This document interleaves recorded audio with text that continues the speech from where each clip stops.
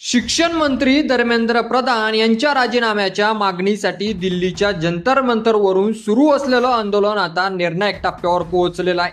संसदेवर मोर्चेची घोषणा होताच देशभरातून हजारो आंदोलक दिल्लीत दाखल झाले. पण मोर्चा सुरू होण्याआधीच दिल्ली पोलिसांनी परवानगी नाकारली आणि काही वेळातच जंतर मंतर परिसरात लाठीचार्ज झाल्याचा दावा समोर आला. आंदोलक आणि पोलीस आमने सामने आले आणि काही ठिकाणी दगडफेक झाल्याची बातमी समोर आल्या. त्यामुळे संपूर्ण देशातील वातावरण चांगलंच तापलेलं आहे. दुसरीकडे उपोषणावर असलेल्या सोनम वांगचुक यांनी सरकारसमोरच 3 मोठ्या मागण्या ठेवत उपोषण सोडण्याचे संकेत दिलेले आहेत. अखेर जंतर मंतरवर नेमकं काय घडलं, लाठीचार्ज का झाला, आंदोलकांच्या मागण्या काय आहेत, चला सगळं काही जाणून घेऊया आजच्या या व्हिडिओतून. दिल्लीतील जंतर मंतर परिसरात गेल्या काही दिवसापासून सुरू असलेलं आंदोलन आज एका निर्णायक टप्प्यावर पोहोचलं. शिक्षण मंत्री धर्मेंद्र प्रधान यांच्या राजीनाम्याच्या मागणीसाठी काँग्रेस जनता पार्टीने 20 जुलै रोजी संसदेवर मोर्चेची घोषणा केली होती. या मोर्चेसाठी देशभरातून हजारो लोक दिल्लीत दाखल झाले. मात्र मोर्चा सुरू होण्यापूर्वीच परिस्थिती तणावपूर्ण बनली आणि पोलिसांनी आंदोलकांना रोखण्याचा प्रयत्न केला. शनिवारी सोनम वांगचुक यांना जंतर मंतरवरील उपोषणस्थळावरून पोलिसांनी ताब्यात घेतल्याचा आरोप झाला होता. त्यानंतर आंदोलन अधिक तीव्र झालं. तरी सुद्धा आंदोलकांनी माघार घेतली नाही. उलट मोर्चा कोणत्याही परिस्थितीत निघणारच अशी भूमिका आंदोलनकर्त्यांनी घेतली. रविवारी रात्रीपासूनच जंतर मंतर परिसरात मोठ्या प्रमाणात गर्दी होऊ लागली.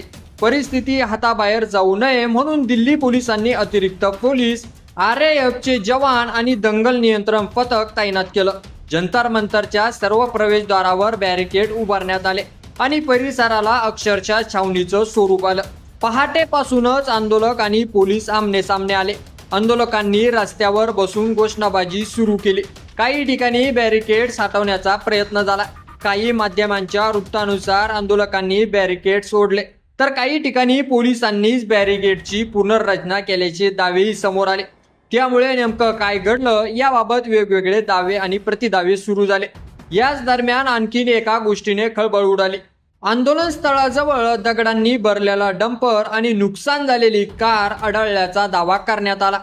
काँग्रेस जनता पार्टीचे संस्थापक अभिजित दिपके यांनी यावर गंभीर आरोप करत शांततापूर्ण आंदोलनाला हिंसक वळण देण्याचा कट रचला जात असल्याचा आरोप सोशल मीडियावर केला.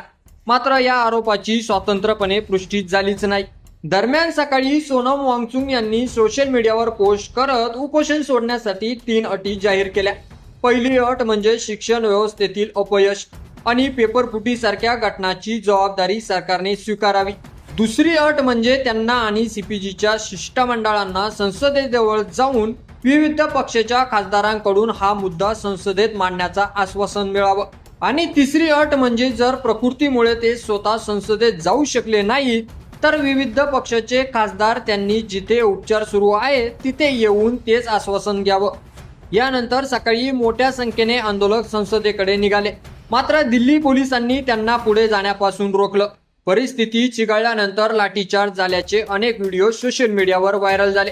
काही आंदोलक जखमी झाल्याचं सांगितलं जात आहे. तर दुसरीकडे दिल्ली पोलिसांनी अधिकृतपणे कोणताही अनावश्यक बलप्रयोग झाल्याचा आरोप फेटाळला असून परिस्थिती अत्यंत व्यावसायिक पद्धतीने हाताळण्याचा दावा केलेला आहे. मोर्चाच्या पार्श्वभूमीवर जनपथ, पटेल चौक, सेवा भवन आणि राजीव चौक यासारखी महत्त्वाची मेट्रो स्थानक काही काळासाठी बंद करण्यात आली. संसद परिसरातही हजारो पोलीस आणि सुरक्षा दल तैनात करण्यात आले. दरम्यान आंदोलकांना अनेक सामाजिक कार्यकर्ते, विद्यार्थी संघटना आणि काही विरोधी पक्षांनी पाठिंबा दिला.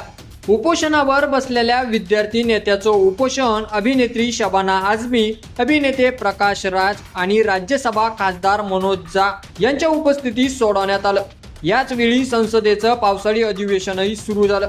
विरोधी पक्षांनी जंतर मंतरवरील घडामोडीवर चर्चा करण्याची मागणी केली. सभागृहात गोंधळ निर्माण झाला आणि कामकाज काही काळासाठी तहकूब करावं लागलं. मात्र पंतप्रधान नरेंद्र मोदी यांनी आपल्या प्रभारीच्या भाषणात या आंदोलनाचा कोणताही उल्लेख केलेला नाही. सध्या सर्वात महत्त्वाचा प्रश्न असा आहे की सरकार आणि आंदोलकांकर्त्यांमध्ये चर्चा होणार का?